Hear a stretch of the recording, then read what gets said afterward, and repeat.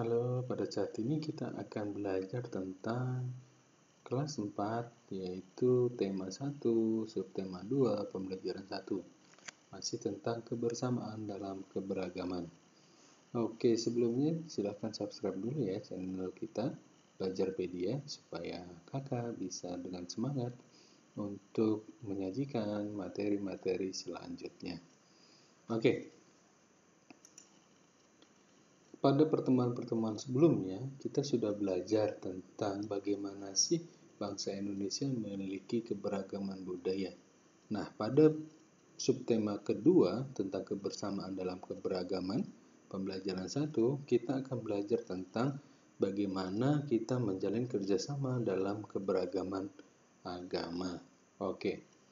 Pada pertemuan ini, kalian akan diminta untuk menentukan gagasan pokok dan gagasan pendukung dari 3 paragraf. Kalian diminta untuk membaca ketiga paragraf tersebut, kemudian menuliskan gagasan-gagasan pokok dan gagasan pendukung dari tiap paragraf. Ini adalah bacaan yang harus kalian baca. Mari kita baca ya, ada 3 paragraf. Bekerja sama dalam keberagaman.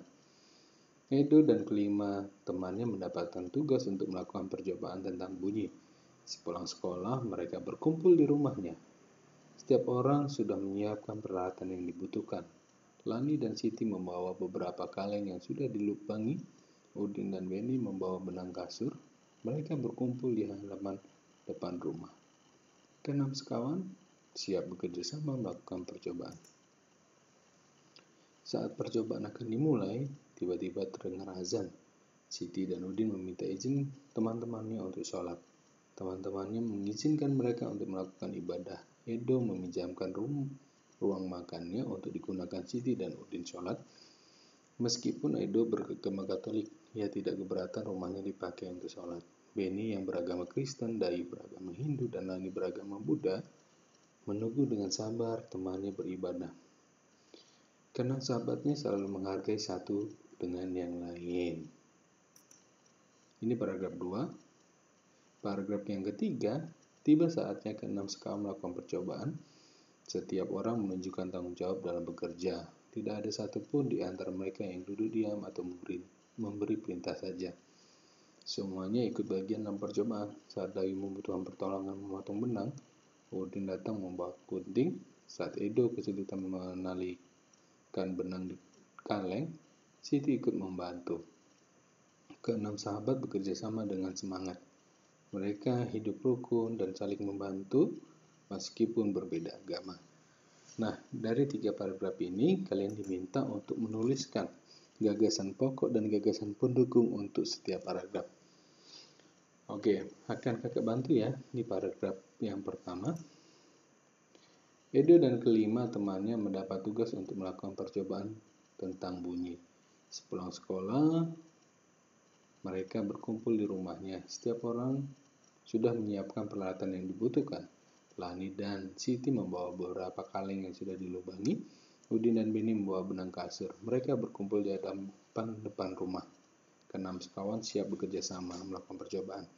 Nah, pada paragraf pertama ini yang menjadi gagasan pokok atau utamanya adalah Edo dan kelima temannya mendapat tugas untuk melakukan percobaan bunyi. Ini adalah gagasan pokok. Ya, yang lain, kalimat-kalimat yang lain adalah gagasan pendukung. Ya, sepulang sekolah, mereka kumpul di rumahnya, ini gagasan pendukung. Setiap orang menyiapkan peralatan yang dibutuhkan, ini gagasan pendukung. Lani dan Siti membawa peralatan, ini adalah kalimat-kalimat pendukung dari gagasan utamanya, ya, yaitu bahwa Edo dan teman-temannya mendapat tugas untuk melakukan percobaan bunyi. Nah, untuk paragraf kedua dan ketiga sama halnya dengan itu, silahkan kalian coba dan tuliskan di buku tugas kalian ya. Nah, ini adalah di selanjutnya ketika setelah membaca, kalian diminta untuk melakukan percobaan dan menuliskan percobaan serta hasilnya, ya, laporannya. Di sini ada judulnya di manakah bunyi, tujuan, alat dan bahan, langkah kerjanya. Laporannya yang akan diminta adalah seperti ini, ya. Laporan kegiatan, nama percobaan, tujuan percobaan, alat dan bahan, langkah kerja dan hasil percobaan serta kesimpulan. Nah, cara mengisinya kita tadi sudah melihat, ya. Kita sudah melihat bahwa tadi judulnya adalah di manakah bunyi. Berarti ini adalah judul. Bisa kalian tuliskan di sini. Di manakah bunyi, kemudian tujuan percobaan silahkan tulis sekali. Yang di sini ke tujuan percobaan. Alat dan bahannya juga sudah disiapkan di langkah kerjanya, ya. Langkah kerja juga sudah disiapkan. Silahkan kalian catat. Kemudian langkah kerjanya juga ada di sini. Satu, duduklah di kursi, mata tertutup, minta teman untuk memainkan, kemudian tunjuk tempat yang dianggap bunyi. Nah, hasil percobaannya silahkan. Di sini kan ada pertanyaan, berapa kalikah kamu menebak dengan tepat? Ditulis saja di sini. 4 apa 3 sesuai dengan percobaanmu. Dan kesimpulannya seperti apa?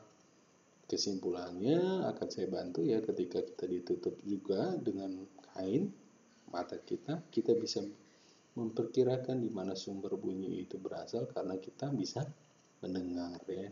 Kita memiliki alat indera pendengaran.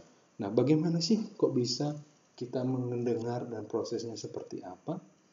Ini dia, karena kita memiliki indera pendengaran, yaitu telinga. Ya, kita wajib bersyukur, ya, kepada Tuhan Yang Maha Esa karena kita telah diberi tubuh yang sempurna, ya. Salah satunya kita diberi indera pendengar, yaitu telinga. Dengan menggunakan indera ini kita bisa mendengar suara burung, suara air, musik, dan lainnya. Nah, di sini ada gambar dari alat indera kita, telinga. Nah, apa saja bagiannya? Kita lihat, ya. Di sini adalah bagian-bagiannya, ya. Yang pertama di sini ada gelombang suara atau gelombang bunyi. Yang kedua di sini ada daun telinga. Daun telinga berarti menangkap, ya, menangkap gelombang suara fungsinya. Ketiga itu saluran, berarti meneruskan gelombang tersebut. 4 ini adalah gendang telinga untuk menerima getaran sehingga gendangnya ini bergetar, kemudian diteruskan melalui telinga tengah. Dan di sini ada tulang pendengaran, rumah siput, dan telinga dalam, kemudian saraf, ya. Jadi dari getaran kemudian dirubah menjadi sinyal listrik, kemudian diteruskan menggunakan saraf auditori. Ini adalah bagian-bagian dari telinga kita. Nah, bagaimana sih telinga kita bisa merasakan getaran? Ya, semua bunyi membuat udara bergetar, ya, walaupun kita tidak bisa melihat dengan mata telanjang, tapi para ilmuwan meyakini bahwa bunyi membuat udara bergetar, kemudian getaran ini mengenai gendang telinga kita berupa selembar kulit tipis, ya. Gendang telinga kita itu seperti selembar kulit tipis. Ketika ada suara, ada bergetar di udara, kemudian sampai ke telinga kita, maka gendang telinga juga mulai bergetar. Getaran dari gendang telinga menjadi lebih besar, ya, dan diubah menjadi pesan-pesan listrik di telinga dalam. Kemudian inilah yang bisa diteruskan sehingga kita bisa mendengarkan. Nah, pernahkah kamu mengalami gangguan indera pendengaran? Ya, kalau jika ada pengalamanmu, silahkan tuliskan di buku catatanmu, ya. Oke, pada bagian terakhir pada pembelajaran 1 itu ada belajar dari cerita. Di sini ada cerita tentang Pak Burhan, kemudian Edo dan semuanya, ya, dengan teman-temannya tentang bagaimana kisahnya merayakan di hari besar agamanya masing-masing. Secara keseluruhan Bapak akan menceritakan, tidak harus dibaca, ya. Kakak bisa ceritakan bahwa seperti Edo dan memberikan pengalaman ketika mau Natalan tanggal 24 dia masak dengan orang tuanya dan omanya, di 25 pergi ke gereja, kemudian Siti juga berceritaan dengan sama. bahwa ada makanan favoritnya ketika hari raya dan harus pergi ke masjid juga, sama seperti Edo. Kemudian di Bali juga sama ketika hari raya Galungan, kemudian ketika Waisak juga sama. Mereka memiliki pengalaman-pengalaman yang menarik dan disampaikan kepada teman-temannya. Teman-temannya juga menyenangkan mendengar dari cerita temannya dan bisa banyak belajar dari cerita-cerita dari sahabat-sahabat kita. Seperti itu. Nah, di situ ada pertanyaan, apakah perbedaan yang dimiliki keenam sekawan menghalangi mereka untuk berteman dan bekerja sama? Tidak ya, walaupun mereka berbeda agama, tetapi mereka tidak menjadi penghalang bahwa untuk mereka bekerja sama dan menjadi sahabat. Nah, bagaimana sikapmu jika bermain dengan teman yang berbeda agama? Ya, kita mau menerima dan toleransi ya tentunya, dan menghargai setiap perbedaan. Kemudian, kalau ada pengalamanmu memiliki teman yang berbeda agama, perbedaan apa yang kamu ketahui, bagaimana sikapmu? Nah, kamu tuliskan di sini ya. Bagaimana tentang pendapatmu? Oke, begitu tentang pembelajaran kita subtema 2 ya. Pembelajaran 1 pada tema 1 tentang kebersamaan dalam keberagaman. Jangan lupa di-subscribe ya.